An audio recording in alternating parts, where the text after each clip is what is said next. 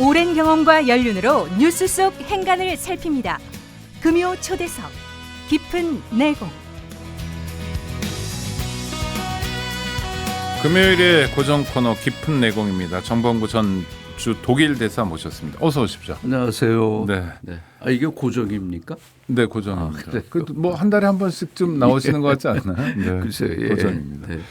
오늘 정말 궁금한 것 중에 하나가 유럽의 정치 지형이 바뀌고 있어요. 네. 그런데 좀 불안해 보인다. 뭐 예, 이런 분석도 예, 있는 것 같고요. 예. 특히 극우 세력이 준동한다 이런 얘기들이 많은데요. 그렇습니다. 실제 현황은 어떻습니까? 그러니까 금년 들어서 지금 이제 유럽의 주요 선거들을 보면요. 네. 4월에 프랑스 대통령 선거가 있었죠. 네. 그런데 여기서 마리 르팽이라고 하는 그 극우 당수가 마크롱과 1, 2위 후보로 끝까지 접전을 벌였고요. 결선 투표까지 간 거죠. 대선 투표에 그 극우 정당 네. 대표가 차점자로 나왔고요. 그리고 요 바로 마리 르팽이 이끄는 정당이 6월에 있었던 프랑스 총선에서 제2당으로 등극을 했습니다. 네. 그러니까 집권은 못했지만 강력한 파워로 올라왔고요. 그리고 최근에 그리고 이어서 이게 중요한데 헝가리가 5월에 총선을 했는데 네. 이 헝가리 오르반 총리라고 이번에 그 3선에 성공을 했습니다. 그런데 네. 이 오르반이 지금 유럽 극우 세력의 중심이 돼 가고 있는데요. 이 헝가리 선거가 있었고 그리고 이제 최근 들어서 9월 11일 날 스웨덴 선거에서 그 극우 정당이 지금까지 집권당이었던 스웨덴 사회민주노동자당을 대체해서 집권에 들어왔고요. 물론 네. 다른 정당과 연합해서 들어왔지만 그리고 이제 더 충격적인 건 최근 9월 25일 날 이탈리아 총선에서 그 네오파시스트 당이라고 하는 이탈리아 형제들이라고 하는 정당이 최대 정당으로 득표를 해서 2차 대전 이후 최초로 그 네오파시스트 정당의 총수가 이제 이탈리아 총리가 되게 됐습니다.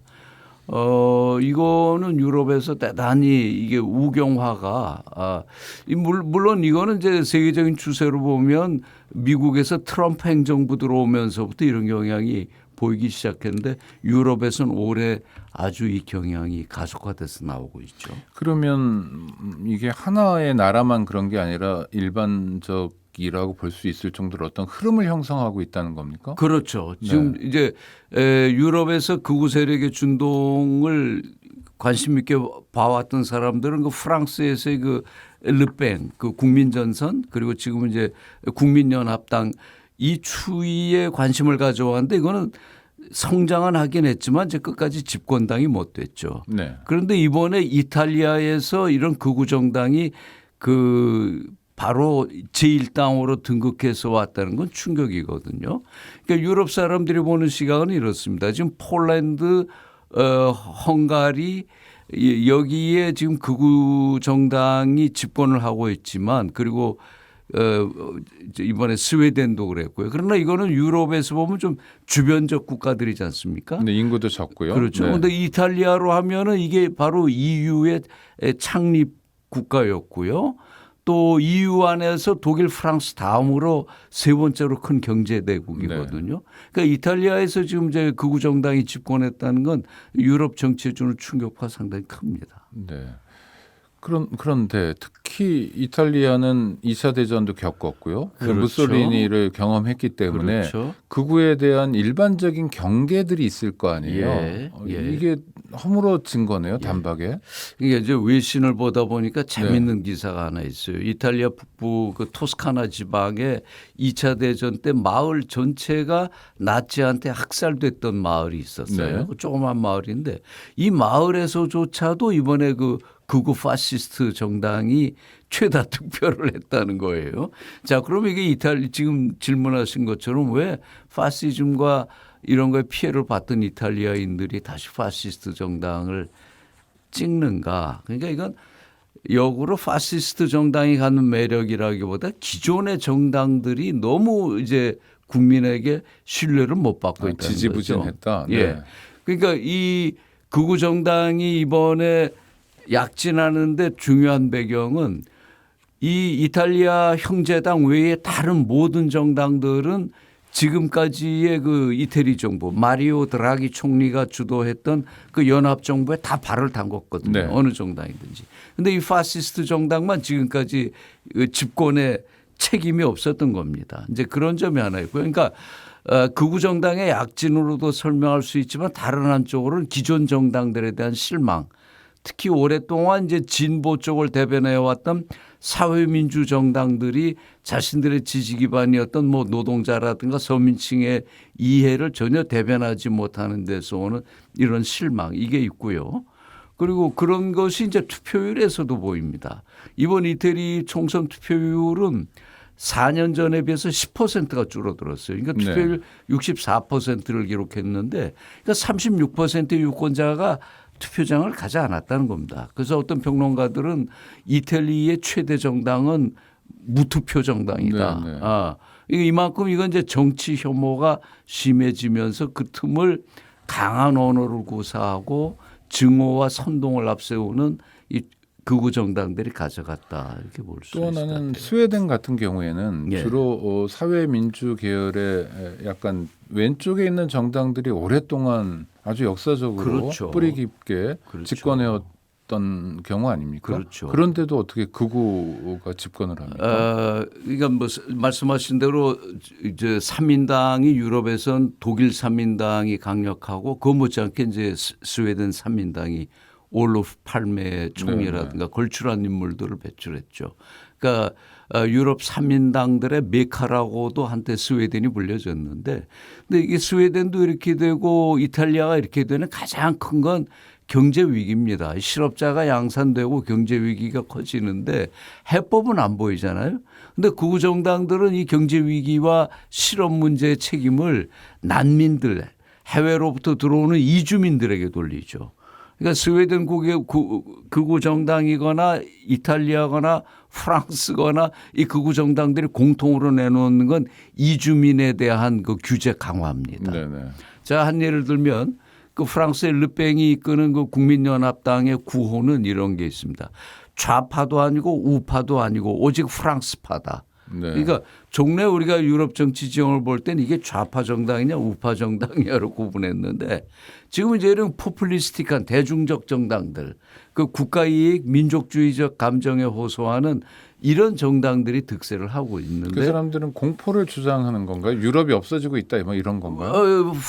이 르팽의 국민 연합당 같은 경우는 네. 바로 그런 거죠. 이렇게 하다 보면 프랑스는 없어지고 프랑스가 이슬람 국가가 된다.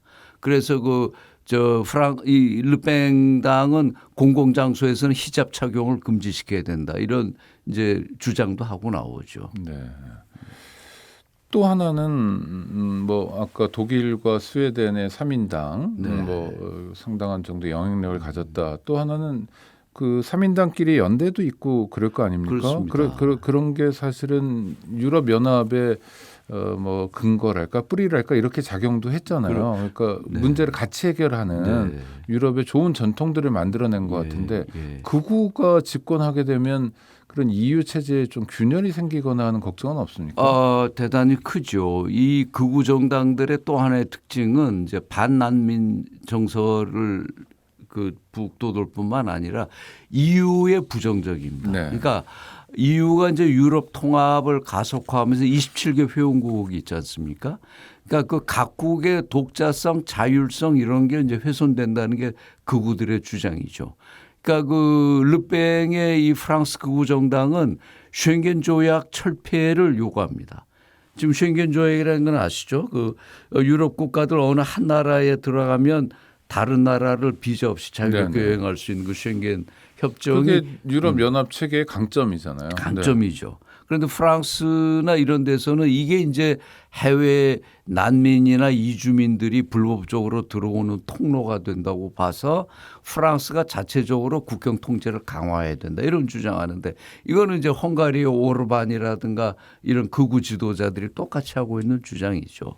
그래서 이제 유럽 연합 안에도 이제 유럽 의회라는 게 있지 않습니까? 그러니까 국가별로는 이제 각국의 민족 정당이 있지만 유럽 연합의 그 유럽 의회는 그 정파별로 이제 연합이 구성이 네, 되어 있습니다. 네. 사회민주당 연합, 이제 이런 기독교 민주당 연합 이런 게 있는데 극우 연합도 이제 점점 커지고 있죠. 그런데 사민주의 정당들도 이제 경제 위기가 심화되고 여러 가지 이 위기들이 오니까 각자 도생하는데 더 몰두한다고 할까요? 그 종래의 국제주의적 연대라든가 이런 건 점점 희박해져가는 그런 걸 좀 보이죠. 근데 우리는 밖에서 이제 관전하는 입장이지만 네. 유럽연합 구성원 국가들이 연대를 잘하고 함께 공동의 문제, 기후 위기만이 아니라 여러 공동 난민 문제도 그렇고 예. 공동의 문제를 함께 대처해 나가면 예. 훨씬 더 효율적으로 예. 요즘 쓰는 말로 가성비 좋게 해결하는 예. 것 같은데 예. 또 왜 어리석은 짓 같아 보이는 이렇게 자국 이기주의로 갈까요? 그러니까 이거는 세계 전체 흐름을 한번 같이 볼 필요가 네. 있습니다. 그 미국에서 트럼프 행정부가 들어온 이후로 갑자기 그런 그 글로벌 이게 지구화라든가 이런 흐름이 딱 견제를 받기 시작하지 않았습니까?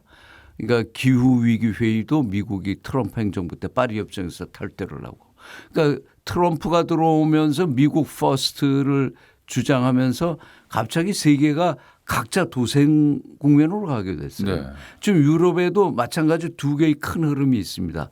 EU 통합을 주도하고 유럽 내의 온건 진보 세력은 여전히 이 통합과 지구촌화의 방향으로 가면서 개방을 확대해야 된다고 주장하지만 지금 말씀드린 이 극우 세력들은 내 민족, 내 나라가 먼저 사는 것이 가장 중요하다는 겁니다. 아까 그 르팽의 저 파리 이제 프랑스 극우 정당 구호가 네, 좌도 아니고 우도 아니고 네. 오로지 프랑스만을 뭐 네. 이런 구호가 유럽 극우 정당들에게 거의 비슷하게 돼 있는 거예요. 그러니까 그 오르반 헝가리 총리가 이런 얘기를 한 적이 있습니다. 헝가리가 지향해야 할 정부 모델은 싱가포르, 중국, 인도, 러시아, 터키 같은 나라들이다. 이 나라들의 공통점이 뭡니까? 권위주의적 정부가 맞습니다. 네, 독재라고 말할 수 있는 권위주의적이고 자국 중심주의를 이제 강화하는 이런 정부 체제인데요. 네.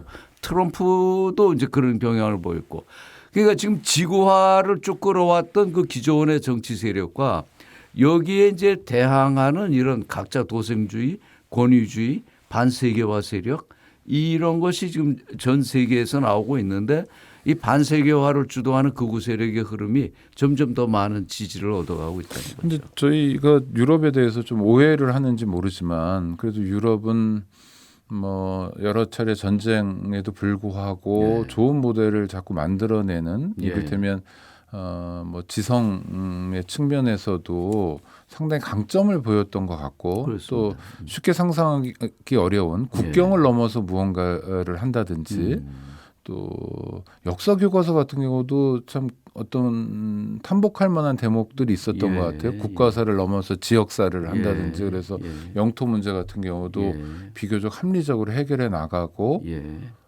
그런 유럽이 이렇게 단박에 아직 무너진 건 아니지만 무너진 건 아닌데 네. 똑같이 유럽의 지성이나 양식 있는 시민들이 걱정하는 게 이런 거죠. 유럽이 지금까지 성취해 왔던 것, 개방성, 타 문화나 타 종교에 대한 개방성, 난민들에 대한 그 포용, 그리고 소수자들 뭐 동성애라든가 이 소수자 인권 보호, 또 여성 낙태 합법화라든가 여성의 권리에 대한 옹호, 이런 게 유럽이 지금까지 축적해왔고 성취해왔던 것들인데요. 네.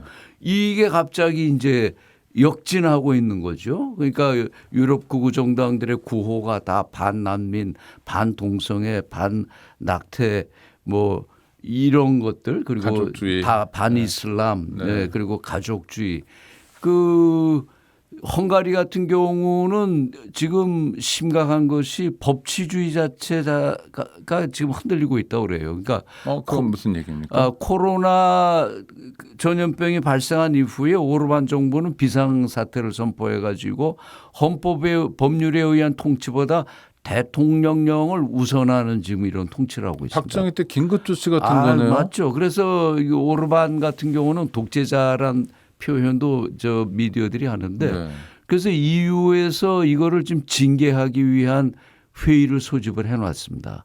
근데 여기에 이탈리아의 지지가 매우 중요한데 이탈리아에서도 이런 헝가리의 극우 정권을 지지하는 이런 극우 집권 세력이 등장을 해서 지금 이제 EU가 이런 문제들을 어떻게 대처해 나갈지 점점 더 어려워지는 상황이 되고 네. 있죠. 아니 가톨릭은 뭐 생명 문제에 대해서는 되게 엄격하고 원칙적인데 난민 문제에 대해서는 교황도 뭐 이민자를 배제하는 건 되게 센 발언을 하시잖아요. 추잡하고 네. 혐오스럽고 예. 죄스러운 범죄다. 예. 이렇게 편들어도 잘 안 되는군요. 이탈리아에서도. 네.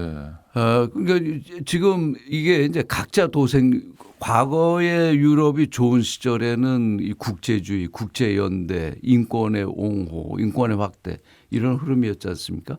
근데 이제 위기가 강화되고 경제 위기가 강화되고 실업이 하니까 이제 각자 도생주의예요. 그리고 이 극우파들 하나 말씀드려야 되는 게 네. 극우파의 행태의 공통점 이건 어느 나라나 비슷한데 우리나라 정치에서도 지금 그런 경향이 보이는 것 같아서 두려운데 해법을 정치가 제시해야 되는데 해법이라는 게 사실 금방 나오기가 어렵죠. 그러니까 선동이 나옵니다. 선동은 그 희생양을 만들어내서 희생양에 대한 공격 모든 책임을 그 희생양을 만들어서 돌려버리는 거죠. 지금 유럽의 경우에 대부분 난민이요. 지금은 난민이 그 희생이 되고 네, 있습니다. 무슬림이요. 또는 경우에 따라서는 네. 성소수자가 그 자리에 가든지요. 이거 과거에 히틀러가 이미 우려먹었던 거고. 네. 그러니까 정치라는 게 그 상황에 대한 해법을 내놓고 진지한 고민과 논쟁들을 해야 되는데 그거 자체가 완전히 이제 도외시되고 무책임한 선동이 그 자리에 가는 겁니다. 우리가 못 사는 건 난민들 때문이야. 난민만 쫓아내면 돼. 우리 마치 한국에서 그 반페미니즘 논쟁에 젊은 20대들이 직장 갖기 어렵고 살기 어려운 게 페미니즘 여성들에 대한 과도한 사회적 우대 때문에 그렇다는 식으로 이상하게 화살을 엉뚱한 방향으로 돌려버리는 대선 이런 때 것들. 굉장히 중요한 쟁점이었죠. 네. 네. 네. 근데 이게 지금 전 세계적으로 이런 우경화에서 나타나는 보편적인 현상이라는 게 두렵죠. 자, 두려운 상황은 확인했고 뭐 그러나 또 새로운 희망도 찾아가야 되는 거 아닙니까? 또는 그럼에도 불구하고 잘 버티고 있달까? 아니면 나름대로 합리적인 길을 모색하는 뭐 그런 모델 같은 건 없을까요? 이제 결국은 기존 정당들 정치권이 문제를 해결해가는 그 능력을 보여줘야 됩니다. 네. 그러니까 독일 내의 언론들을 이렇게 쭉 보면 저 유럽의 우경화 현상을 걱정하는 독일 언론 보면 이런 소리를 하고 있어요. 당분간 독일에 선거가 없다는 게 참 다행이다. 그러니까 이거는 그거 진짜로요? 네. 독일도 그 AfD라고 하는 네. 극우 정당이 지금 두 자릿수 득표를 하고 있거든요.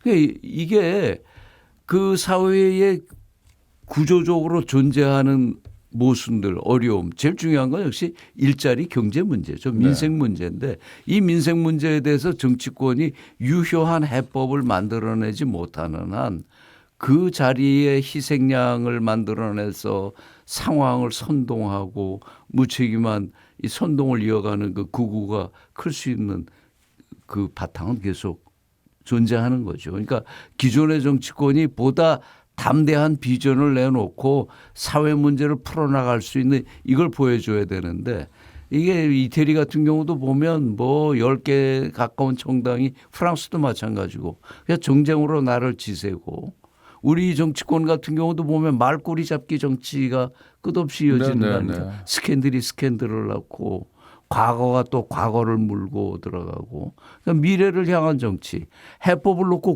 고민하는 이 정치권의 모습 이게 지금 필요한 거죠.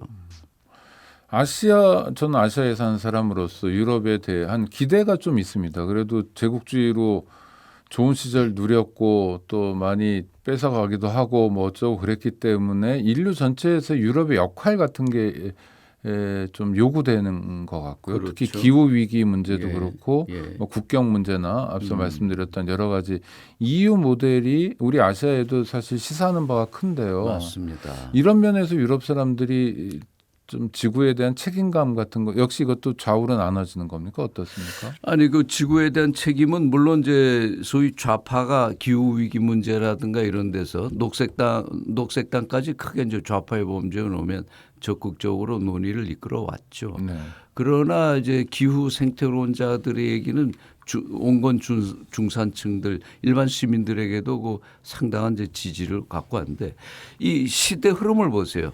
작년 2021년 11월에 영국 글래스고우에서 26차 기후 총회가 열렸죠. 그때까지만 해도 석탄 발전을 2030몇 년대까지 뭐 어떻게 한다라든가 기후 변화 대응을 두고 하여튼 중국까지 포함해서 이 글로벌한 대응 움직임을 보였습니다. 그런데 이게 올해 들어오면서 결정적으로 다른 국면을 맞은 게 우크라이나 전쟁. 푸틴의 네. 우크라이나 침공이죠. 네. 그러니까 세계가 예측 불가능한 매우 깨지기 쉬운 그런 사회로 갔다는 거죠. 우크라이나 전쟁을 보면서. 이런 연장에서 최근 우리 사회에서 남북 긴장과 갈등이 격화되면서 이제 뭐 핵 얘기까지 상당히 무책임하게 정치권에서 이런 얘기가 네. 나오는데 이건 정말 경계해야 될 일인 거죠.